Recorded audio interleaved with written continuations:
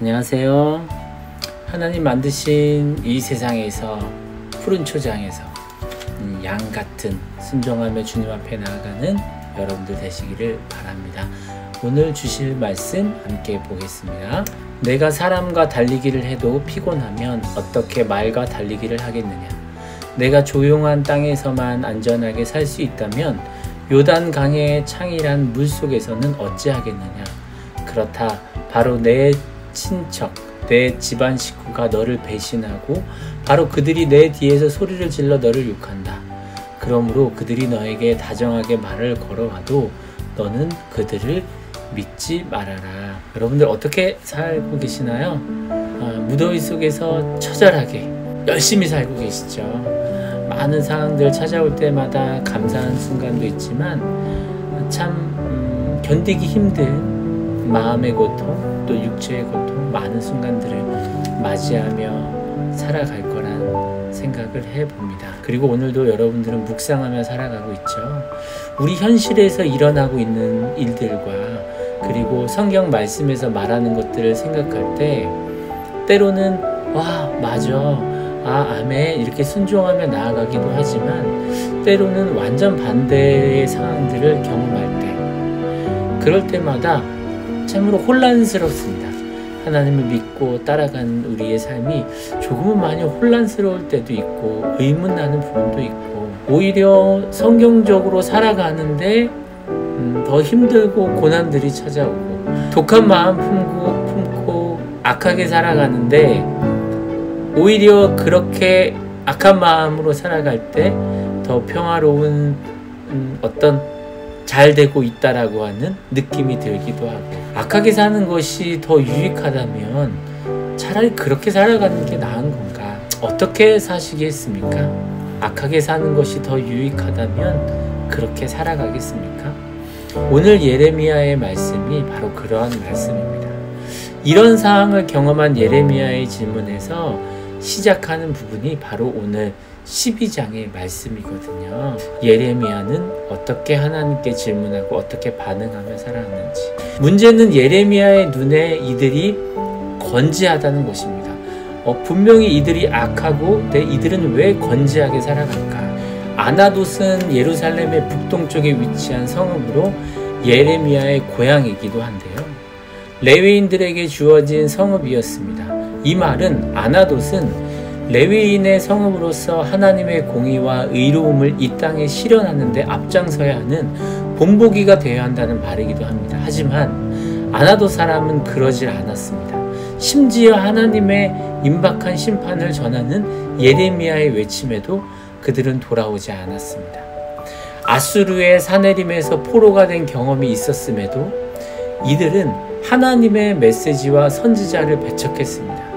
본이 되어야 할 이들이 오히려 하나님을 멀리하고 하나님의 선지자를 해하려고 하였기에 하나님은 이들을 벌하시겠다고 재앙을 내리시겠다고 선언하신 것이죠. 문제는 예레미야의 눈에 이들이 건재하다는 것이었습니다. 분명 삶과 신앙 모두가 다 악함에도 이들은 더 잘 살고 더 편안하고 더 안락하게 살고 있다는 것이었습니다. 하나님은 이들을 왜 형통하게 하실까? 이들의 악함을 다 아시면서 왜 그냥 내버려 두실까? 때때로 이러한 마음이 들 때 참 많이 있지 않으신가요? 분명 하나님의 뜻에 거스리고 잘못된 행동을 하는데도 불구하고 왜 잘 될까? 아마 그 마음은 예레미야의 마음과 같은 마음일 것입니다. 이들의 안락함이 온 유대에 퍼지고 온 백성들에게 영향이 가게 되어지고 악랄함이 온 유대에 퍼지게 되어지고 온 유대 백성이 영향을 받게 된다는 것. 예레미야의 바람이 우리의 바람이 아닐까요? 믿음의 삶으로 살아가는 여러분들의 삶이 예레미야의 바람과 같나기나 생각할 수 있습니다. 예레미야의 바람은 이 악함을 끊어주셨으면 좋겠는데 그렇게 안 해주시는 거죠. 하나님은 왜 이 상황 속에서 침묵하실까? 하나님의 이 악함을 권장하는 것처럼 왜 보이지? 이것을 어떻게 이해하면 좋을까? 이에 대한 하나님의 대답이 오늘 바로 읽은 본문 말씀입니다. 지금 예레미야가 질문하는 것보다 더 큰 어려움에 치게 될 것이다. 악인이 더 경성하고 의인이 더 힘들 때가 온다는 것입니다. 역사적으로 그때는 주 안에서 악인을 넘어서서 유대인에게는 치욕이라 부를 수 있는 이방인에 의한 유대 땅의 멸망을 말하는 것이기도 합니다. 쉽게 말씀드리면 앞으로 더 큰 어려움이 될 것이다. 이 하나님의 은혜법이라고 볼 수 있는데요. 앞으로 너에게 더 큰 일이 일어날 것이다. 악인이 더 경성하고 의인이 더 힘들 때가 더 온다. 지금의 불의를 하나님께 한탄하고 있는데 하나님께서는 이렇게 말씀하시는 거죠. 아니야, 아직 시작도 안 했어. 이거보다 더 하게 될 거야. 무심한 것처럼 보이는 우리 하나님, 사랑하시지 않는 것처럼 느껴질 정도로 이 상황보다 더 심한 상황이 있을 수 있다는 걸 말씀하는 것입니다. 도대체 살면서 이런 순간들 참 많이 있죠. 그 대답이 7절과 8절입니다. 말씀의 핵심은 모든 것이 하나님의 소유임을 강조하고 있습니다. 하나님께서 만드신 이 세상, 우리는 이 땅에 맨몸으로 와서 결국 돌아갈 때는 맨몸으로 돌아가죠. 지금 ing의 진행형으로 살아갈 때 우리가 누리고 있는 것들이 참 많이 있습니다. 지금 가지고 있는 이 많은 것들 말이죠. 모든 것이 하나님의 소유임을 강조합니다. 그 소유를 버리고 던지고 넘기고 너희들이 미워하며 살아가고 있는 것, 너희들이 그렇게 살았다. 유대 백성들의 뻔뻔한 반항심을 묘사하고 있는 지금 오늘의 말씀입니다. 즉 하나님의 것을 변질하고 있다는 것, 뻔뻔하게 이들을 향한 경고의 메시지입니다. 그것이 15절부터 이루어지는데요. 그 경고의 메시지가 내일 묵상할 말씀이기도 하고요. 어려움 속에 살고 계실 것입니다.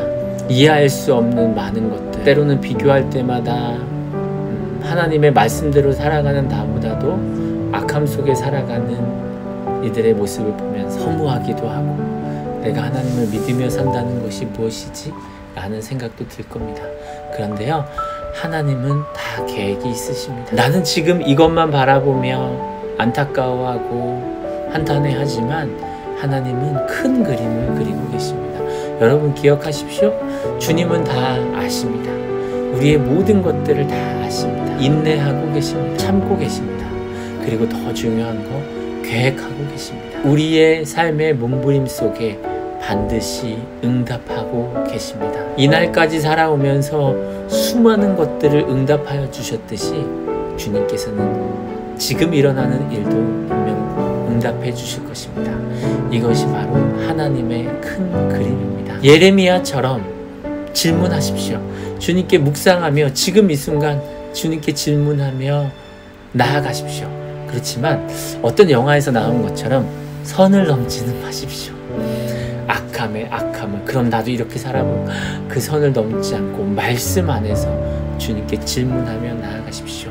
그 속에서 여러분들은 하나님의 큰 그림을 발견하며 살아가게 될 것입니다.